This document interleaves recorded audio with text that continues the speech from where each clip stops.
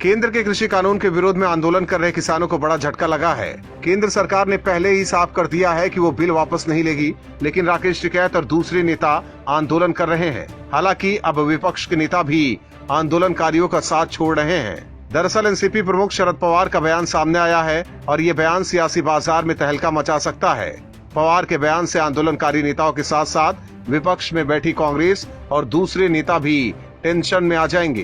दरअसल अभी तक विपक्ष जिसमें पवार शामिल थे, किसानों के समर्थन में खड़े थे, लेकिन अचानक पवार के सुर बदल गए हैं।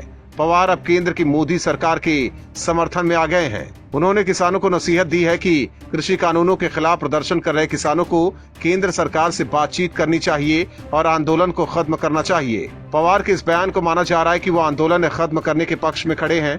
पवार के इस बयान का कृषि मंत्री नरेंद्र सिंह तोमर ने भी स्वागत किया है। तोमर ने ये भी कहा है कि वो पवार के नजरिए से खुश हैं कि उन्होंने कानूनों को बदलने की जरूरत नहीं बताई है। साथ ही उन्होंने ये भी कहा है कि केंद्र उनकी बात से सहमत है। हालांकि पवार के अलावा भी दूसरे किसी विपक्षी नेताओं ने आंदोलन खत्म करने को लेकर ऐसा बयान नहीं दिया है, लेकिन पवार जो कि राजनीति के चाणक्य माने जाते हैं, उनका बयान विपक्ष के लिए झटका हो सकता है, क्योंकि पवार के सहारे ही विपक्ष तीसरे मोर्चे की तैयारी कर रहा था, लेकिन अब वही पवार मोदी के समर्थन में खड़े हैं।